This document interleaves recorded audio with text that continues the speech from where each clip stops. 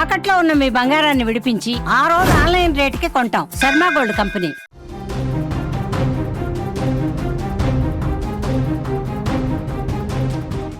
మరో breaking news చూస్తున్నాం. తిరుమల శ్రీవారి పాదాల దగ్గర అగ్ని ప్రమాదం జరిగినట్లుగా తెలుస్తోంది. శేషాచలం అటవీ ప్రాంతంలో మంటలు చెలరేగాయి. భారీగా మంటలైతే ఎగసిపడుతున్నట్లుగా తెలుస్తోంది. మంటలను టీటీడీ అగ్నిమాపక సిబ్బంది అదుపు చేస్తున్నారు.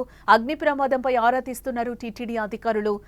తిరుమల కొండలో అగ్ని ప్రమాదం సంభవించినట్లుగా సమాచారం. శిలాతోరణం శ్రీవారి పాదాలకు వెళ్లే అటవీ ప్రాంతంలో ఇవాళ మధ్యాహ్నం ఒక్కసారిగా మంటలు చెలరేగినట్లుగా సమాచారం.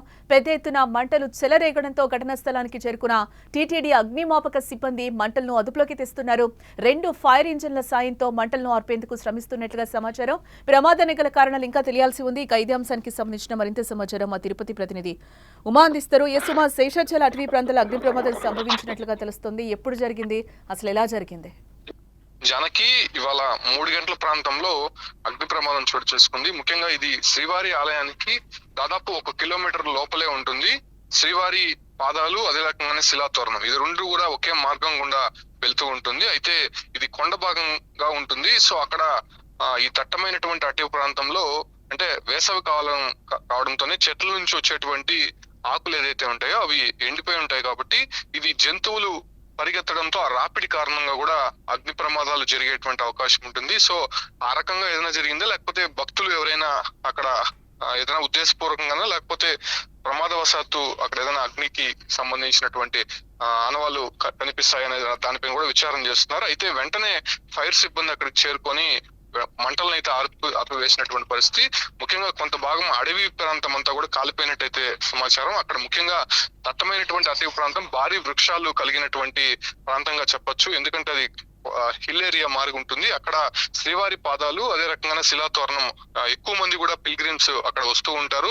ముఖ్యంగా శ్రీవారి ఆలయానికి వచ్చేటువంటి భక్తులందరూ కూడా అక్కడికి వచ్చి దర్శనం చేసుకుంటూ ఉంటారు. ముఖ్యంగా శిలాతోరణం అనేది చక్ర తీర్థం అనేది ఉంటుంది. అక్కడ ఎక్కువ మంది భక్తులు అక్కడ ఒక సెంటిమెంట్ గా వస్తూ ఉంటారు. సో ఆ ప్రాంతంలోనే ఇప్పుడు అగ్ని ప్రమాదం జరిగింది కాబట్టి వెంటనే స్పందించి అక్కడైతే మంటలను అయితే ఆర్పివేసినటువంటి పరిస్థితి. అయితే మనం గతంలో కూడా చూడొచ్చు, శేషాచల అటవీ ప్రాంతంలో ఈ ఒక సమ్మర్ సీజన్ లోనే అగ్ని ప్రమాదం ఎంత పెద్ద ఎత్తున జరిగిందో అప్పట్లో హెలికాప్టర్ల ద్వారా మంటలను ఆర్పేటువంటి ప్రయత్నం చేశారు. దాదాపు 2-3 రోజులుగా ఆ మంటలు అనేది అదుపులోకి రానటువంటి పరిస్థితి.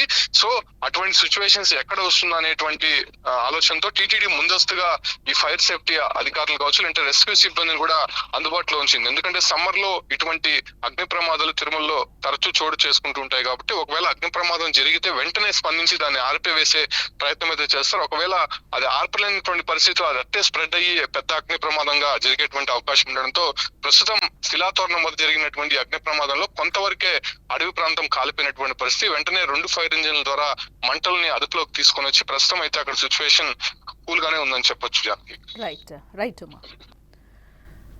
మొత్తంగా మనం చూడొచ్చు, తిరుమల కొండలో అగ్ని ప్రమాదం సంభవించింది. ఆ విజువల్స్ అన్ని కూడా మనం సుమన్ టీవీ స్క్రీన్ మీద అయితే చూస్తున్నాం. ఒక పక్క అగ్నిమాపక సిబ్బంది మంటల్ని అన్ని కూడా ఆర్పివేస్తున్నారు. మంటలను అన్నింటినీ కూడా అదుపులోకి తెచ్చుకున్న పరిస్థితి అయితే తెలుస్తుంది. బట్ అక్కడైతే పొగ కమ్ముకున్న పరిస్థితి అయితే మనకి కనిపిస్తుంది. శిలాతోరణం శ్రీవారి పాదాలకు వెళ్లే అటవీ ప్రాంతంలో ఇవాళ మధ్యాహ్నం ఒక్కసారిగా మంటలు చెలరేగాయి. పెద్ద ఎత్తున మంటలు చెలరేగడంతో ఘటనా స్థలానికి టీటీడీ అగ్నిమాపక సిబ్బంది మంటలను అదుపు చేసేందుకు అక్కడికి చేరుకున్నారు. 2 ఫైర్ ఇంజన్ల సహాయంతో మంటలను ఆర్పేందుకైతే అక్కడ శ్రమిస్తున్నారు. ఆ విజువల్సే మనం ఇక్కడ చూస్తున్నాం. ప్రమాదానికి గల కారణాలైతే ఇంకా తెలియాల్సి ఉందని సమాచారం.